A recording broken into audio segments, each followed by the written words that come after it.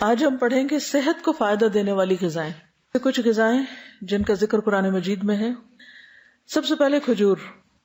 اس کے اندر ایسے اجزاء پائے جاتے ہیں کہ اگر آپ 1-2 کھجوریں بھی روزانہ کی کھا لیں تو جسم کی دردیں، جس کا اکثر لوگ شکار رہتے ہیں، یا پھر بڑھاپے میں بہت سی چیزوں کی جب کمی ہو جاتی ہے جسم کے اندر، تو بہت سے لوگ صرف دردوں کی شکایت کرتے ہیں، تو اس میں بھی اس کا بہت فائدہ ہے. نبی صلی اللہ علیہ وسلم نے فرمایا جس گھر میں کھجور نہیں وہ اس گھر کی مانند ہے جس میں کوئی کھانا نہیں. کھجور نہیں تو سمجھے کچھ نہیں دوسرے لفظوں میں. اور آپ کو معلوم پاکستان میں اعلیٰ قسم کی کھجوریں پیدا ہوتی ہیں. حضرت عائشہ فرماتی ہے کہ رسول اللہ صلی اللہ علیہ وسلم نے فرمایا اے عائشہ جس گھر میں کھجور نہ ہو وہ گھر والے بھوکے ہیں. اے عائشہ جس گھر میں کھجور نہیں وہ گھر والے بھوکے ہیں. آپ نے 2 یا 3 مرتبہ یہ بات فرمائی. تو کیا کرنا ہے؟ کرنے کا کام کیا ہے؟ کھجوریں لا کے رکھنی ہے.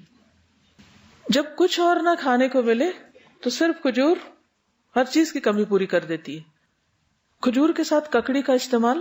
عبداللہ بن جعفر کہتے ہیں کہ میں نے نبی صلی اللہ علیہ وسلم کو تازہ کھجور ککڑی کے ساتھ کھاتے دیکھی. یعنی اگر آپ کھجور کے ساتھ کھیرا شامل کر لیں، مثلا صبح میں اگر آپ نے دودھ کھجور لیا اور اگر صبح نہیں آپ کھاتے دوپہر میں لیتے ہیں تو بہترین سنیک ہے، دوپہر کے کھانے کا کام کر سکتے. حضرت عائشہ کہتی کہ میری والدہ مجھے موٹا کرنے کی تدبیر کرتی تھی تاکہ میری رخصتی کر کے رسول اللہ صلی اللہ علیہ وسلم کی خدمت میں روانہ کریں، لیکن یہ مقصد کسی تدبیر سے حاصل نہ ہوا. حتیٰ کہ میں نے کھجوروں کے ساتھ ککڑی کھائی تو میں انتہائی متناسب انداز کی فربہ ہو گئی، یعنی کہ اچھی فزیک ہو گئی. تربوز اور تازہ کھجور. حضرت عائشہ کہتی ہے کہ رسول اللہ صلی اللہ علیہ وسلم تربوز اور تازہ کھجور ملا کر کھایا کرتے تھے اور فرماتے تھے ہم اس کی گرمی کا علاج اس کی ٹھنڈک سے اور اس کی ٹھنڈک کا اس کی گرمی سے کرتے ہیں. یعنی تربوز جو ہے وہ کھانے میں ٹھنڈا ہوتا ہے اور کھجور گرم ہوتی ہے، تو ان کو جب ملا کے کھایا جاتا ہے تو کوئی نقصان نہیں ہوتا، جو عام طور پہ بعد میں لوگ کہتے ہیں گرمی لگ گئی اور ٹھنڈ لگ گئی. ایک صحابی سے مروی ہے کہ نبی صلی اللہ علیہ وسلم نے کچی اور پکی کھجور اور کشمش اور کھجور سے منع فرمایا، ان کو جمع نہیں کرنا چاہیے کیونکہ کشمش جو ہوتی ہے وہ بھی گرم ہوتی، اور اگر کھجور کھائیں تو ان 2 چیزوں کو ملائیں نہیں. یعنی اگر آپ کو کھانا بنا رہے ہیں کچھ، کیونکہ ہمارے یہاں بعض ریسیپیز ایسی ہوتی ہیں کہ اس میں دنیا بھر کی چیزیں اکٹھی کر دی جاتی ہیں، تو بعض اوقات تو صحت کے لیے نقصان دہ ہوتی ہیں. دوسری چیز ہے انار. حضرت علی فرماتے ہیں کہ انار کو اندر والے چھلکے سمیت کھایا کرو کیونکہ یہ معدے کی بیماریوں کا علاج ہے. ہم عام طور پہ صرف اس کا پھل نکال کے کھا لیتے اور باقی سب چیزیں ویسٹ کر دیتے ہیں.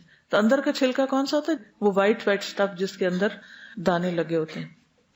انار بھی جنت کا پھل ہے اور اس میں بھی بہت سارے فائدے ہیں. زیتون. قرآن مجید میں اللہ تعالیٰ نے انجیر اور زیتون کی قسم کھائی، والتین والزیتون. ان کے فوائد کے پیش نظر روزانہ کم از کم 1 انجیر، 1 زیتون اور خالص زیتون کے تیل کا 1 چمچہ استعمال کرنا فائدہ مند ہے. جسمانی توانائی اور دماغی قوت کے لیے زیتون کے تیل کی مالش بھی یعنی مساج بھی فائدہ مند ہے.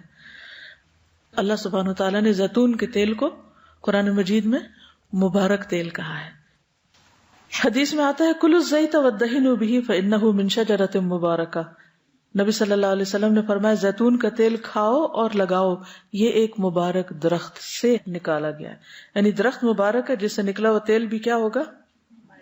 فانہا من شجرۃ مبارکۃ. ایک اور روایت میں آتا ہے زیتون کا تیل سالن کے طور پر استعمال کرو، یعنی روٹی کا ٹکڑا زیتون میں ڈبو کے کھا لو اور اسے سر اور بدن میں لگاؤ، یہ مبارک درخت سے حاصل ہوتا ہے.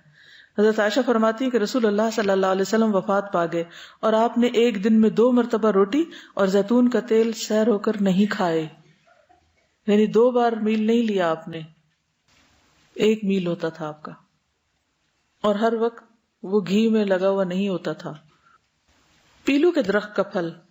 جابر بن عبداللہ کہتے ہیں کہ ہم رسول اللہ صلی اللہ علیہ وسلم کے ساتھ مر الزہران کے مقام پر تھے، ہم پیلو توڑ رہے تھے. آپ نے فرمایا جو خوب کالا ہو وہ توڑو کیونکہ وہ زیادہ لذیذ ہوتا ہے، یعنی یہ بھی کھانے کی چیز ہے.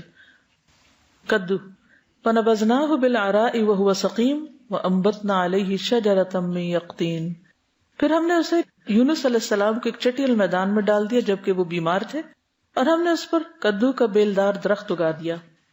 انس بن مالک کہتے ہیں کہ ایک درزی نے رسول اللہ صلی اللہ علیہ وسلم کو کھانے پر بلایا.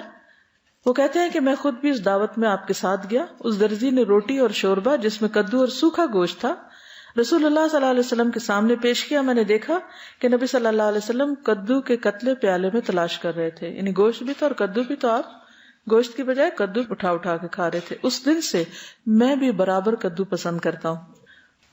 حضرت یونس علیہ السلام کی بیماری کے علاج کے طور پر کدو کی بیل اگائی گئی تھی، جس سے ان کے جسم پر جو بھی مچھلی کے اسٹمک میں جانے کی وجہ سے جو ایسیڈک مادہ تھا وہ لگنے سے زخم وغیرہ ہوئے ہوں گے، ان کا علاج اس سے ہوا۔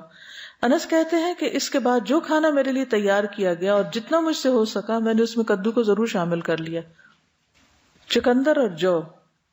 سہل بن سعد کہتے ہیں کہ ہمیں جمعہ کے دن بڑی خوشی ہوتی، ہماری ایک بوڑھی خاتون تھی، وہ چقندر کی جڑیں لے کر اپنی ہانڈی میں پکاتی، اوپر سے کچھ جو کے دانے اس میں ڈال دیتی، ہم جمعہ کی نماز پڑھ کر ان کی ملاقات کو جاتے تو ہمارے سامنے یہ کھانا رکھتی، یعنی ہر جمعہ وہ یہ کھانا پکا کے رکھتی اور ہم سب کھاتے۔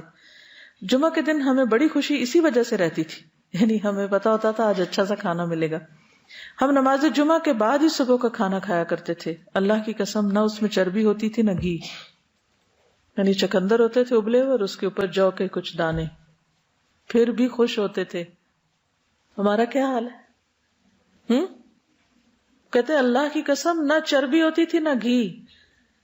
اگر ہمیں کبھی بیماری میں بھی کبھی علاج کے طور پر بھی ایسی سبزی کھانے کو ملے تو ہم اپنے آنسو سے اس کو بھگو دیں۔